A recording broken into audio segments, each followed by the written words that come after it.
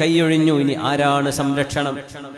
അമ്മൻ യുജീബുൽ മുൾതറ ഇദാ ദആഹു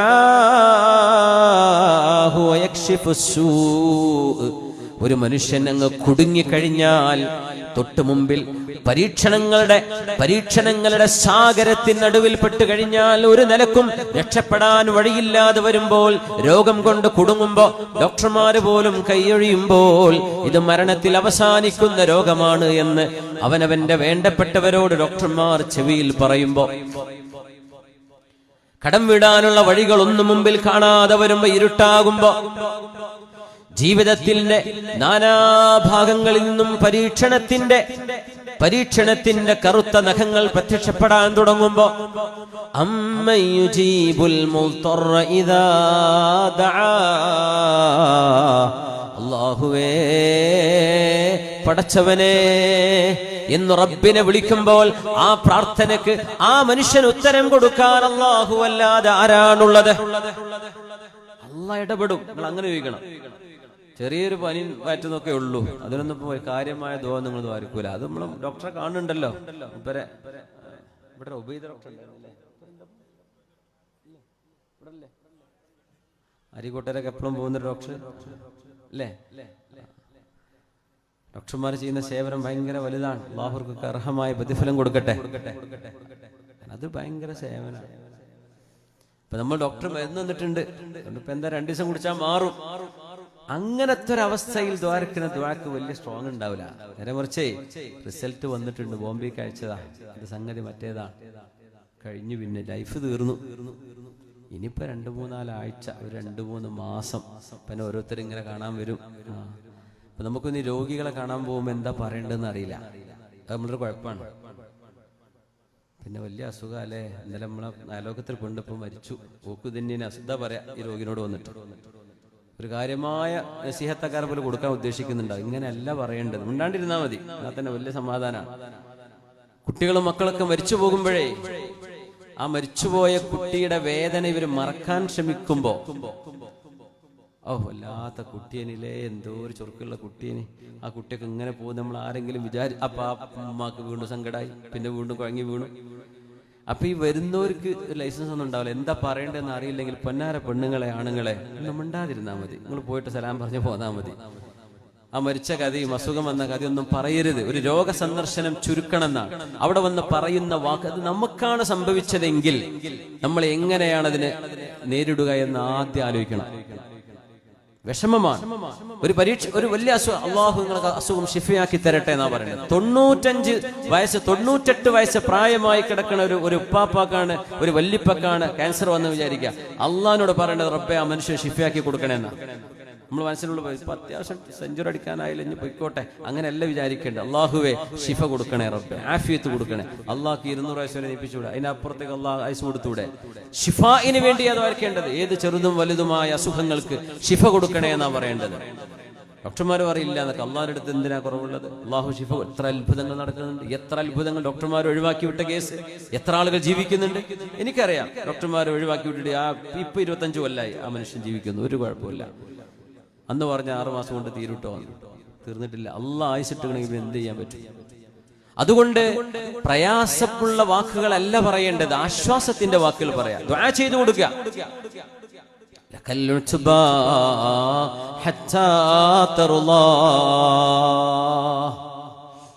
എല്ലാ വഴികളും അടയുമ്പോൾ അള്ളാഹുവിന്റെ മുമ്പിലേക്ക് കൈയുയർത്തുന്ന മനുഷ്യന്റെ കൈകൾക്ക് ഉത്തരം കൊടുക്കാൻ അള്ളാഹു അല്ലാതെ ആരാണുള്ളത്? നമുക്ക് അങ്ങനെ ചോദിക്കാൻ അറിയണം, പടച്ചവനോട് അങ്ങനെ ദുആ ചെയ്യാൻ അറിയണം. അതൊരു അറിവാണ്. നമുക്ക് പലപ്പോഴും ദ്വാരക്കാൻ അറിയില്ല. നമ്മൾ എന്തെങ്കിലുമൊക്കെ കാട്ടിക്കൂട്ടാണ് അള്ളാഹുവിനോട്. പടച്ചതമ്പുരാന്റെ മഹത്വം മനസ്സിലാക്കാതെ അള്ളാഹുവിന്റെ റോട്ട് കടന്ന് മരിപ്പിക്കല്ലേ, എനിക്ക് എന്താ പറയാ, കീറിമുറിക്കണ അസുഖം തരല്ലേ, എനിക്ക് ജലദോഷം തരല്ലേ, എന്നെ എന്താ തരേണ്ടത്? മരിക്കാൻ എന്തെങ്കിലും ഒരു കാരണം വേണ്ടേ? അള്ളാഹു റബ്ബുൽ ഇസ്സത്തിനോട് ഐബ് വരുന്ന അസുഖം, കിടപ്പിലായി പോകുന്ന അസുഖം, മാരകമായ അസുഖം, അങ്ങനെയൊക്കെ പറയുന്നൊരു അദബാണ്. അല്ലാതെ ഒരു അസുഖം വരുത്തല്ലേ എന്ന് പറഞ്ഞു പിന്നെ പടച്ചവൻ എന്ത് അസുഖത്തിന് കൊടുക്കുക? ദുനിയാവ് പരീക്ഷണത്തിന്റെ ലോകമല്ലേ, എന്തെങ്കിലും പരീക്ഷണം ഇല്ലാണ്ടിരിക്കോ? അള്ളാഹുവിനോട് നമ്മുടെ ആഗ്രഹങ്ങൾ പറയുന്ന കുഴപ്പമില്ല, പക്ഷെ റബ്ബിനോട് ചില അദബോടുകൂടെ ചോദിക്കണം എന്ന ചില കാര്യങ്ങൾ. അള്ളാഹുവേ ഞങ്ങളെ കുഴക്കല്ലേ, അങ്ങനെ പറയരുത്. അള്ളാഹുവേ ദാരിദ്ര്യം കൊണ്ട് പരീക്ഷിക്കരുതേ, പടച്ചോനെ ഞങ്ങളെ രോഗികളാക്കി ഇട്ട് കളയല്ലേ എന്ന് പറയുന്നതിന് പകരം അള്ളാഹുവേ രോഗം കൊണ്ട് ഞങ്ങൾക്ക് പരീക്ഷണം തരുതേ റബ്ബേ, അത് തരുകയാണെങ്കിൽ അത് ക്ഷമിക്കാനുള്ള കരുത്തും സബറും ഞങ്ങൾക്ക് നൽകണമേ. അള്ളാഹിനെ കുറ്റപ്പെടുത്തിയിട്ട് പറയരുത്. അതുകൊണ്ട് ഇബ്രാഹിം നബി അലൈഹി സ്വലാം വഇദാ മരിൽതു ഫഹുവ യശ്ഫീൻ, എന്റെ റബ്ബാണ് യുത്ഇമുനി വയസ്ഖീൻ, എനിക്ക് ഭക്ഷണം തരുന്നത് കുടിക്കാൻ തരുന്നത് എന്റെ റബ്ബാണ് എന്ന് പറഞ്ഞിട്ട് ഇബ്രാഹിം നബി എന്താ പറഞ്ഞത്? വഇദാ മരിൽതു, ഞാൻ രോഗിയായാൽ ഫഹുവ യശ്ഫീൻ, അവനാണ് ശിഫ തരുന്നത്. എന്താ പറയേണ്ടത്? എന്നെ രോഗിയാക്കുന്നത് അല്ലാഹു അല്ലേ? എന്റെ റബ്ബ് എന്നെ രോഗിയാക്കിയാൽ അവൻ തന്നെയാണ് ശിഫ തരുന്നത് എന്ന് പറയേണ്ടിടത്ത് ഇബ്രാഹിം നബി പറഞ്ഞ വാക്കെന്താ? ഞാൻ രോഗിയായാൽ അല്ല എന്നെ രോഗിയാക്കുക എന്ന് റബ്ബിനെ കുറിച്ച് പറയുന്നത് അദബുകേടാണ്. സംഗതി അല്ല ചെയ്യുന്ന പണി തന്നെയാണ്, പക്ഷെ അള്ളാഹുലേക്ക് അത് ചേർത്താൻ പാടില്ല. അതൊരു അദബാണ്, പടച്ചവനോട് പറയേണ്ട ഒരു ബഹുമാനമാണ്. പിന്നൊരു കാര്യം, അള്ളാഹുവിനെ സംബന്ധിച്ച് നമ്മൾ ഓന് നമ്മൾ മലപ്പുറം ജില്ലയിലെ ഭാഷയിൽ നമ്മൾ അങ്ങനെ പറയില്ല. ഈ എന്നൊക്കെ പറയണ വർത്താനം എന്താ തിരിഞ്ഞിട്ടുണ്ട്? ആരെ പറ്റി പറയണത്? റസൂലുള്ളാഹി തങ്ങളെ പറ്റി നമ്മൾ അങ്ങനെ പറയുമോ? പറയില്ല. അള്ളാഹുവിനെ പറ്റി അവൻ എന്ന് പറയുന്നത് അവർ എന്ന് പറയുമ്പോ അള്ളാഹു ഒന്നിലേറെയുണ്ടോ എന്ന് തോന്നിപ്പോകും. അള്ളാഹു ഏകനാണ്, ഒരുവനാണ് എന്ന് പറയാൻ മലയാളത്തിൽ പിന്നെ വേറെ വാക്കില്ല. നീ എന്ന റബ്ബിനെ കുറിച്ച് പറയുന്നത് നിങ്ങൾ എന്ന് പറയുമ്പോൾ 4 ആൾക്കും 3 ആൾക്കും പറയുന്ന വാക്കാണ് നിങ്ങൾ. അല്ല ഒന്നിലേറെയുണ്ടോ എന്ന് തോന്നിപ്പോകും. അതുകൊണ്ട് റബ്ബ് ഏകനാണെന്ന് വരുത്താനാ നീ അള്ളാഹുവിനെ പറ്റി അവൻ എന്ന് പറയുന്നത്. നമ്മൾ ഈ ചെറുക്കന്മാരെ വിളിക്കണ വിളിയല്ലാതെ അള്ളാഹുവിനെ വിളിക്കുമ്പോൾ പരമമായ ബഹുമാനത്തിലെ ആ വാക്ക് പറയാൻ പാടുള്ളൂ. അള്ളാഹുവേ അങ്ങ് എന്ന് റബ്ബിനെ പറ്റി പറയാൻ പറ്റുമെങ്കിൽ അതാ പറയേണ്ടത്. അവിടെ നമ്മൾ ഈ അള്ളാഹിനെ പറ്റി നമ്മൾ അള്ളാഹിനെ പറ്റി എന്താ വിചാരിച്ചിരിക്കുന്നത്? വമാ ഖദറുല്ലാഹ ഹഖ ഖദ്രി, അള്ളാഹുവിനെ ബഹുമാനിക്കേണ്ടവരെ ബഹുമാനിക്കാൻ നിങ്ങളെ കൊണ്ടായിട്ടില്ലല്ലേ? ഖുർആൻ ചോദിക്കുകയാണ്. അള്ളാഹ് കുട്ടികളെയാണെന്നാണ് നമ്മൾ വിചാരിച്ചത്. ഭാഷയിൽ വേറെ വാക്കില്ലാത്തതുകൊണ്ട് നമ്മളത് പറയുന്നത്. അള്ളാഹു ആണായതുകൊണ്ടല്ല, അവൾ എന്ന് പറഞ്ഞ പെണ്ണായി. അള്ളാഹുവിനെ പറ്റി ഇംഗ്ലീഷ് പറയുമ്പോ ഹി എന്ന് പറയും, അവൻ. എന്തേ ഷീ എന്ന് പറഞ്ഞ പെണ്ണാണ്. പിന്നെ ഏകത്വം പറയും ഇറ്റ്സ്, അത് ജീവനില്ലാത്ത സാധനങ്ങൾക്കും പറയുന്ന പേരാ. അത് അള്ളാഹു ഹയ്യാൻ, അള്ളാഹ് ജീവിച്ചിരിപ്പുള്ളവനാണ്. പിന്നെന്താ പറയേണ്ടത്? ഹി. അത്രേ ഉള്ളൂ. അള്ളാഹ് ആണായതുകൊണ്ട്, വേറെ ഭാഷയിൽ വേറെ വാക്കില്ല. അതുകൊണ്ടാണ് ഉറുദുവില് മാത്രമാണ് ഖുദാ, അത് സ്ത്രീലിംഗമല്ല പുല്ലിംഗമല്ല എന്ന ഖുദാ ആ വാക്ക്. അങ്ങനെ ഒരു വാക്ക് ഉറുദു ഭാഷയിലേ ഉള്ളൂ. പക്ഷെ എന്നാലും ഖുദാ, തു, ആപ് എന്നൊക്കെ അള്ളാഹിനെ പറ്റി പറയും. ശരിയാണ്, അങ്ങ് എന്നാണ് വാക്കിന്റെ അർത്ഥം.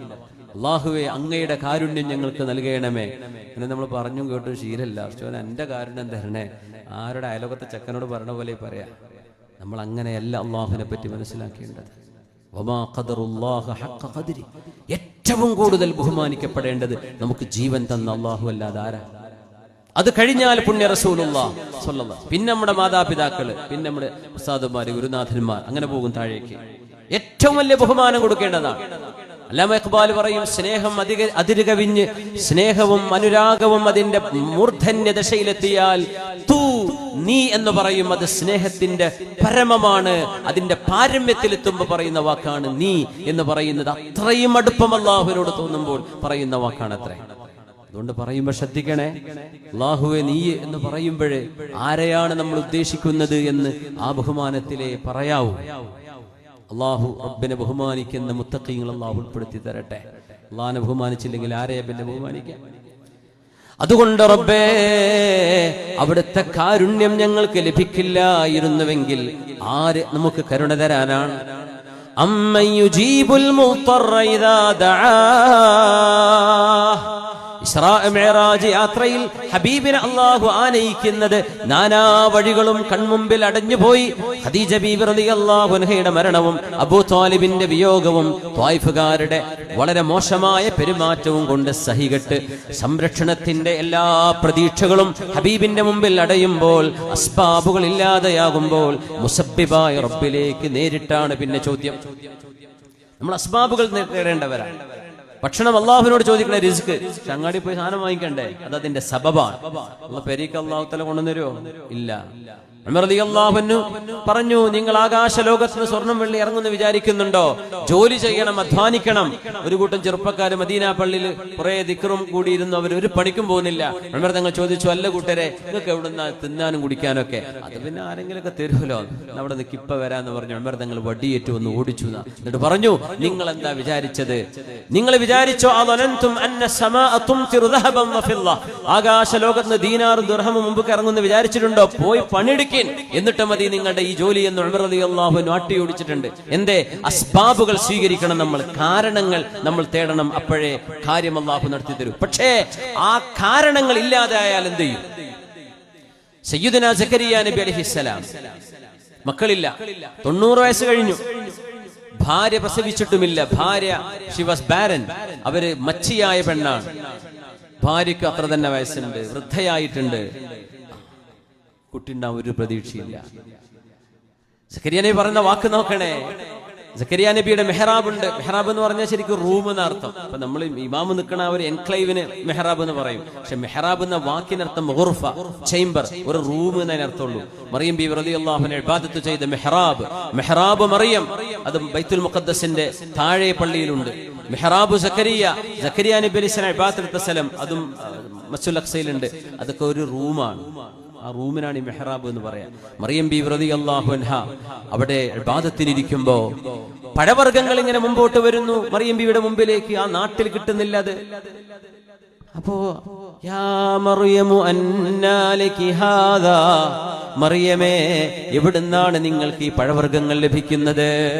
മുന്തിരി ഇല്ലാത്ത ഓഫ് സീസണിൽ കാണാം മുന്തിരി, അവിടെ ആപ്പിള്, ഓറഞ്ച്, ബെറീസ്, ഇതൊക്കെ എവിടുന്ന് കിട്ടുന്നു മറിയമേ?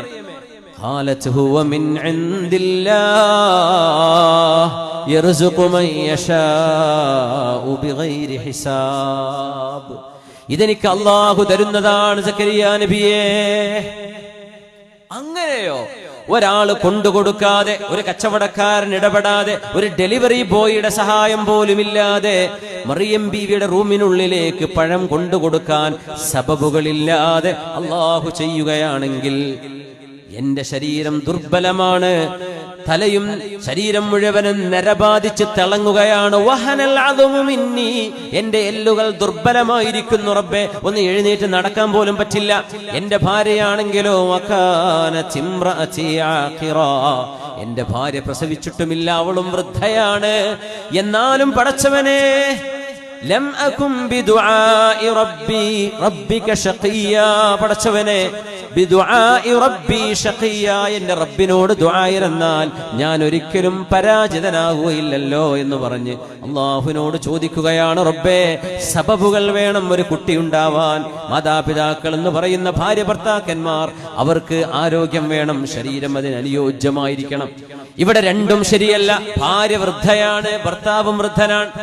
എന്നാൽ സബബുകളില്ലാതെ മറിയം ബീവിക്ക് ഭക്ഷണം കൊടുത്ത റബ്ബേ, ഹുനാലിക, അവിടെ വെച്ച് സക്കരിയ നബി ദുആ ചെയ്തു, ഇത് നിനക്ക് സാധ്യമാണല്ലോ റബ്ബേ, എങ്കിൽ എനിക്കൊരു കുഞ്ഞിനെ തരാനും നിനക്ക് കഴിയുമല്ലോ. അങ്ങനെ റബ്ബി ഹബിലി മിനസ് സ്വാലിഹീൻ, എനിക്ക് നല്ലൊരു മോനെ വേണമെന്ന് ചോദിച്ചപ്പോ അല്ലാഹു കൊടുത്ത മോനാണ് യഹ്യ അലൈഹിസ്സലാം. ജോൺ ദ ബാപ്റ്റിസ്റ്റ് എന്ന് ക്രിസ്ത്യാനികൾ വിളിക്കും. യഹ്യ നബി അലൈഹിസ്സലാം സബബില്ലാതെ കിട്ടിയ മോനാണ്. അസ്ബാബുകൾ മുഴുവനും മുമ്പിൽ അടയുമ്പോൾ പ്രാർത്ഥനയ്ക്ക് കനം കൂടും, ശരിക്ക് കനം കൂടും. നമുക്ക് ഏതെങ്കിലും ഒരു പ്രതീക്ഷ, മക്കളൊക്കെ നല്ല വരുമാനമുണ്ട്, മക്കളൊക്കെ ജോലിയിലാണ്, പാപ്പ അല്ലാഹു റിസ്ക് തരണേന്ന് ദ്വാരക്കൊന്നും വലിയ പവർ ഉണ്ടാവില്ല. എന്റെ കുട്ടി അവിടെ ഉണ്ടല്ലോ, അവിടെ നിന്ന് അങ്ങനെ കൊട്ടയിഞ്ഞ് വന്നു എന്ന് വിചാരിക്കുക, എന്നിട്ടുണ്ട് ഒരു ദ്വാ, അതിന് ഭയങ്കര പവറായിരിക്കും അല്ലേ?